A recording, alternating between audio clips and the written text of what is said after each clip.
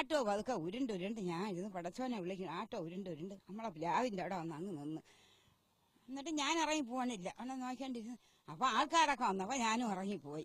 വണ്ടിയുടെ അടുത്ത് ഞാൻ പോയി, ആളുകൾ വന്നതിനോട് ഞാൻ പോയി. അപ്പൊ ഒരു ചെറുക്കൻ വന്നു, ഉമ്മ അത്തി വെള്ളം തരും.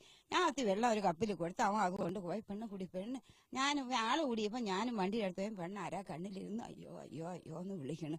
ഒരു ഇതും കാണുന്നില്ല. ഞാൻ ഇതിനെ കൊണ്ട് കാണാൻ പറ്റും. ഞാൻ ഇനി കയറി അത് തിണ്ണ വന്നിരുന്നു.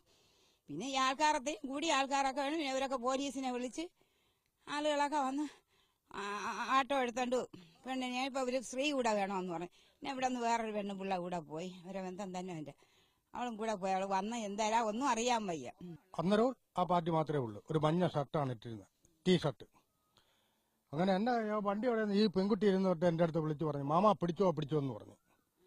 അങ്ങനെ ഞാൻ വണ്ടിയും കൊണ്ട് ഇവന്റെ പുറകെ പോയപ്പോഴത്തേക്ക് ഈ ഇടവൂരി കൂടെ അവനങ്ങ് പോയി. പിന്നെ തിരിച്ച് ഞാൻ വന്നു, വണ്ടി ട്രിവേഴ്സിൽ വന്നു, അല്ല പ്ലാവില് എന്റെ അടുത്ത് ചേർന്ന് വന്ന് ചരിഞ്ഞങ്ങ് നിന്ന്. അടുത്ത ഒരു വീട്ടിലെ ചേച്ചിയായിട്ട് ആ ആട്ടോയിൽ തന്നെ മിഷൻ ആശുപത്രി കൊണ്ടുവന്ന് എത്തിച്ചപ്പോൾ ഞാൻ അവിടെ നിന്നിട്ട് പറഞ്ഞു, ഇതാണക്ക് കുട്ടി അവസ്ഥ കിടന്ന് 3-4 പേരെ എന്നെ റേപ്പ് ചെയ്താന്ന് പറഞ്ഞപ്പോൾ എന്നെ അന്നേരം പറഞ്ഞു, അത് അങ്ങനെയല്ല, ഇതിന് അവിടുത്തെ സെക്യൂരിറ്റി പറഞ്ഞു, ഇത് കൂടെ ഇതിന് ഇങ്ങനെ അസുഖം വരും, വന്ന് ഇങ്ങനെ കൂടെ കൊണ്ടുവരുമെന്ന് പറഞ്ഞു.